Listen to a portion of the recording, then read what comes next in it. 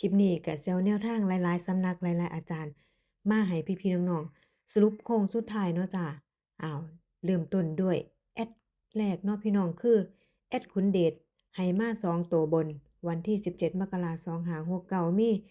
09 59 69 49แล้วก็25เนาะพี่น้องจ๊ะ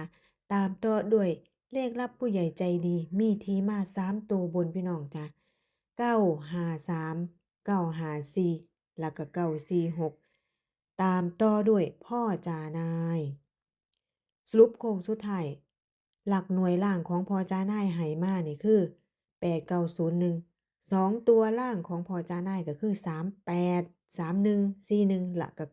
91ตามตัวด้วยเลขฝันพ่อจานายกับฝันแม่นคือกันเด้อพี่น้องเลขทะเบียนรถคือเราฝันว่ารถหายเลขทะเบียนรถก็สิเป็นไอ้2564จับคู่46อีพ่อเลาให้มา4664เนาะพี่น้องจ้ะแต่ว่าก็ระวัง4994ตามต่อด้วยเลขของแม่ระยองเลขล่างแม่นๆให้เลขวิ่งมาที่เลข0 2ตัวล่างก็คือ01 02 05 04 08แล้วก็09แล้วก็มาตามต่อด้วยโค้งสุดท้ายของพ่อบุรีรัมย์เนาะพี่น้องจ้ะ2ตัวบนอีพ่อให้มา82 84 89 92 94 99แล้วก็3ตัวบนมี784 984 898 994แล้วก็799เนาะพี่น้องจ๊ะตามอีกต่อด้วยคือชุด2ตัวบนเน้นๆของอีพอเนาะ2ตัวบนเด้อพี่น้องพอเน้นๆเฮาเล่าให้มาที่82กับ89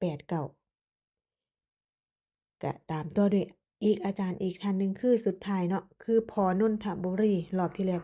พอนนทบุรีกับเขาเนาะพี่น้องจ๊ะเขา60รอบนี้อีพอเล่าให้มา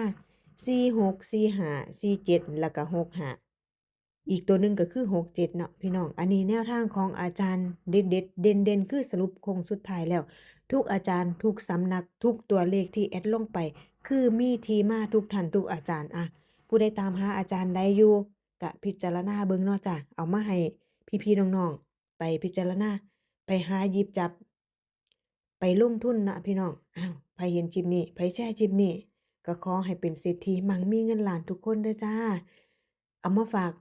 พี่ๆน้องๆตอนพี่ตอนน้องคือเก่าเนาะพี่น้องจ้ะตามต่ออีกคลิปหน้าเด้อจ้าเพราะว่ายังมีหลายๆท่านหลายๆอาจารย์อีกเพื่อทุกคนยังตามหาอยู่เนาะพี่น้องจ้ะเอาไผมาคลิปนี้ก็กดไลค์กดใจกดแชร์แบ่งปันเด้อจ้าขอบคุณทุกการรับชมขอให้ทุกท่านโชคดีเป็นเศรษฐีมั่งมีเงินล้านในวันที่17มกราคม2569ทุกคนเด้อจ้า